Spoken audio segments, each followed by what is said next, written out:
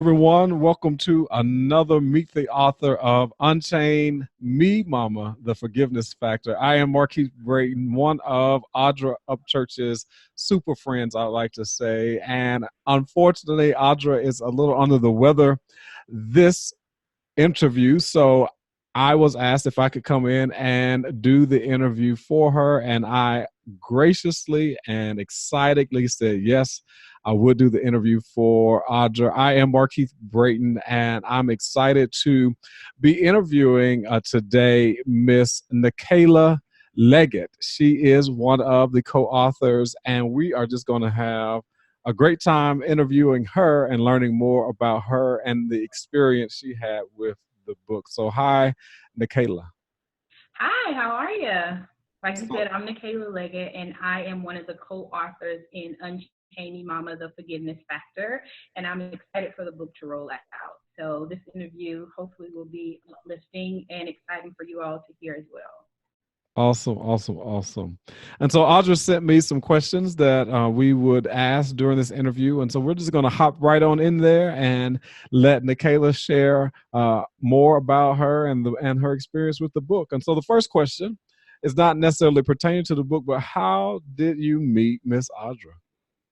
I met Audra when we had a Black Therapist Rock conference last August, and she came in and she gave this very profound and very empathetic and emotional, like all of the words, Mhm. to tell her story and how she became who she was. And that kind of sort of allowed me to touch a space where I had never, in a sense, touched before her getting up and exploring her story with us or allowing us in her space to hear her story. And we have been connected ever since. And that's how I got connected to do the book project. Awesome. And so that would mean that you are a counselor or a therapist. Tell us a little bit more about what you do. Yes, I am a mental health therapist. I operate out of Raleigh, North Carolina. I do integrated mental health, and that is basically working in a healthcare facility. I work in a primary care, and I work closely with doctors and we work together on a collaborative team to treat patients. Hmm. Awesome. Awesome. Awesome. So this is an anthology that was written among several people. And so tell us a little bit more about your chapter and the foundation of what you're writing about. My chapter is based Unchain Me Mama. So basically, it's about my mama, right? Right. Um, but specifically, I wasn't physically abused or anything like that growing up. It was a lot of emotional neglect Hmm. growing up, and not on purpose. It was my mom was she ran a single household and didn't really have a lot of time juggling multiple jobs, juggling school and things like that. And so me being the oldest, I think I had to carry some of the load inside of that home, not knowing what I was doing, and I didn't get a lot of an emotional support. And I think I was in a sense, the outlet for her Okay. a lot of the times when she was emotionally frustrated and things like that. And so I didn't get a lot of the nurturing Hmm. Hmm. that I thought I would have. And then I had my daughter 2 years ago. She's two. And 3 weeks into that, so I have a son and a daughter. My son, easy peasy, no issues. But my daughter, it came with a little bit of challenges. 3 weeks into it, I have what they call postpartum depression, Hmm. and my postpartum depression, I learned was underlying anxiety. And the underlying anxiety was that I did not know how to nurture a healthy mother daughter relationship. And it derived because my foundation was not healthy. Me and my mom currently have an amazing relationship as adults, but growing up, we did not do nothing but it was like two bulls in a house. Wow. So that is so basically my chapter is basically a letter to my daughter, trying to explore and explain to her mom's childhood and the Mhm. lessons I've gained and learned in hopes that I do not repeat some of those things and also take some of the good things that my mom was able to pass on to me and pass on to her without passing the hurt on to her. Wow, nice. And the chapter that you wrote was entitled My chapter is entitled A Letter of Hope to My Daughter. A Letter of Hope to Your Daughter. Hmm. And so that's really great. Being the oldest of four myself in a single parent home, I can definitely relate to some of what you were speaking of. Not necessarily neglect or per se, but, parents having to do what they have to do in order to provide for their family, right? And a lot of times, it's second thought of being emotionally there when you're trying to provide and raise children. And so, talk to us a little bit about what type of information that you're providing to kind of help others with hope through that letter.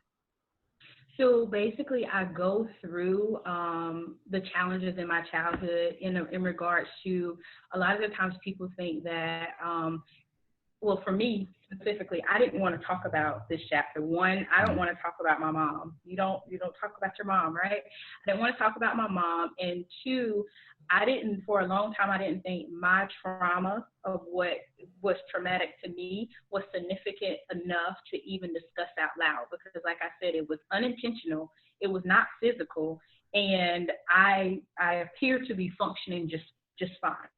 And so, being that those factors that most of the time factor in, like physical and sexual abuse, wasn't my story, I didn't feel like it had enough power to um, to gain listeners or be a testimony for somebody else to be able to tell their story until I started working in the integrated mental health field where I used to work with mainly children and Mm, now I work with mainly adults and that was their story.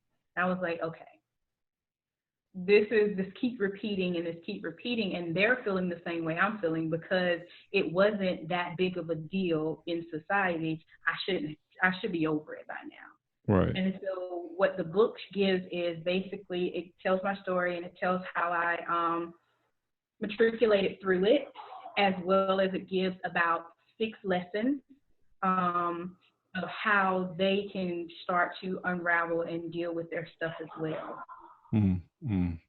Why is it important to deal with your stuff? Because if you don't, it's gonna show up. It's gonna show up almost anywhere, whether it's personal relationship, work relationships. Like in my office, I normally do thoughts of the day, and one of the thoughts of the day is that I have this week is I can help you carry your load. I can even help you declutter your load if you need a lighter load, but I refuse to be the dumping grounds. For Mm, a long time, me holding on to my internal emotions, one, I was using somebody else as my dumping ground when I needed to like offload some of this hurt.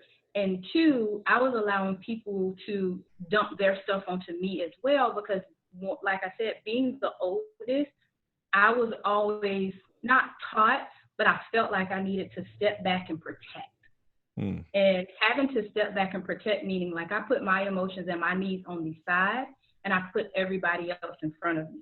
And so those things start to show up with you because you're the only one sleeping with you at night. You're the only one dealing with that brain at night. And when I can't keep that intact, I got to offload on something, someone, somewhere. And yeah. it normally doesn't look pretty. And Hmm. so if you don't deal with your stuff, normally your morals and your values become an issue because you don't know what they are anymore. Right, You're right, putting too right. many people ahead of you. Now, I noticed you said that it was once your daughter was birthed and came along that a lot of these challenges or it illuminated the relationship that you had with your mother. Talk to us a little bit about, you said your son was easy. Why do you think that it didn't necessarily come up during that time? That's a good question. I'm not sure. From what I think and what I feel like it did not come up at that time is because like it's easy to create a blueprint to something that is not familiar at all to you. So you feel like you're creating and you can learn that avenue, but it's hard when you saw so many failed mother-daughter relationships, including your own with your mother, and you trying to cultivate that new and healthy relationship with your daughter, which I think creates a lot of avoidance and wanting to step away and back up because that's a scary territory. So I Yeah. think it was easier for my son for that fact that I didn't know what I was walking into, and it seemed fun to explore that world. But walking into it with my daughter, it wasn't as fun because that world was unsafe. Hmm. Wow. Wow. Very deep. Very deep. And so now the book is coming to completion and being ready for print if it's not already been printed. So what's next for you? What's on the horizon for you? For me, I'm working on I'm on the ground now with my new agency that I'm trying to develop, and it's going to be all about coaching, individual coaching, group coaching, mentoring, and community advocacy. Okay. And I want to specifically dabble into the world of millennials because, hey, that's me. Because I think that it's important, and I don't think we have enough for support in the millennial population, Hmm. specifically other millennials empowering millennials. And Wow. so I think that's important for me, and that's the avenue that I want to go with my coaching. So I Mm. wanted to separate it from my therapy world into my coaching world, and that is how I'm going to separate the two. Nice. Nice. How old is your daughter now? My daughter is 2, Two. Okay. currently getting ready to deliver another daughter August Oh 3rd. wow. So I get one, deal with my stuff, get two. They get the benefit of having you haven't done that Right, work, right, right? They get the right, benefit of you haven't done that work, so that's good. right. And so, yeah, and then I have my almost 5-year-old Okay. son. And so, 3 different personalities I'm sure I'm going to deal with because I already have to. Right. So, You third have a one, full house. You have a I full have a house. full house. And so, Awesome. between them, I'm married. So, my husband, got a full caseload. Not a caseload, full load of series coming Good, good, good. So as we prepare to close out the interview, what final words would you say to the individual that wants to read the book, and when they get to your chapter, what would you want to leave with them once they finish your chapter? I want to leave to the fact that no, nothing that you feel is so insignificant that somebody does not need to hear it, whether it's just a therapist in another room, whether it's your friends, whether it's you reflecting in a journal. What you have to say and what you need to deliver to release whatever that burden is, do it, because I guarantee you a lighter load walking will save you a lot of pain later. Mm, So whether you carry that load around now because you say you can deal with it, and then here we are 60 years old, and now back wore out, legs are heavy, wore out, mm, and you don't know what to do with that luggage or that burden. If you deal with it now, then you have an opportunity to live a more fulfilling and adventurous life and not be burdened by all of those things. And so I hope you take that away from my chapter to understand no trauma is too little, because trauma is defined by the individual and mm. not by the world.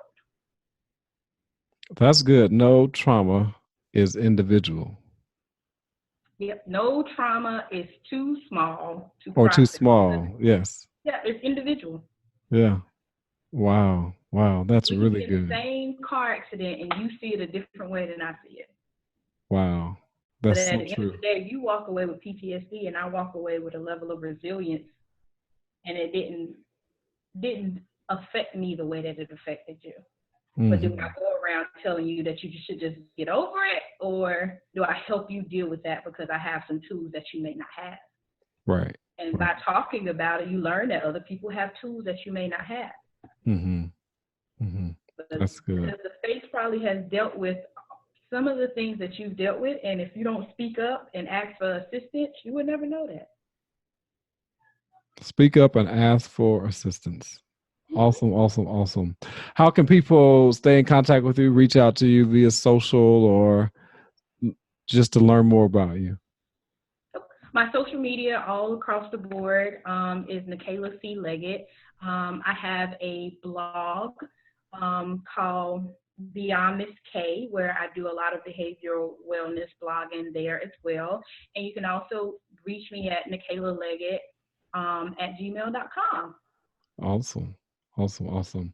Well, Nakayla, we thank you for being a part of this Meet the Author episode or series. And I just got a few nuggets myself just listening to you talk about your chapter because I think it is a powerful thing to, one, do the work to move into healing, but then once you're healed, now you get to pass it on to others and you don't have to hurt people knowingly or Mm-hmm. unknowingly, Yeah. because you were unwilling to do your own work. So this is awesome, awesome experience. And I want to say to Audra, get well, and thank you for thinking of me to fill in for you as you are healing yourself. And so we hope that you join us for the next Meet the Author series. And just remember this, as I tell my entire audience that I speak to on a regular basis, always shoot for the top because it's the bottom that's overcrowded.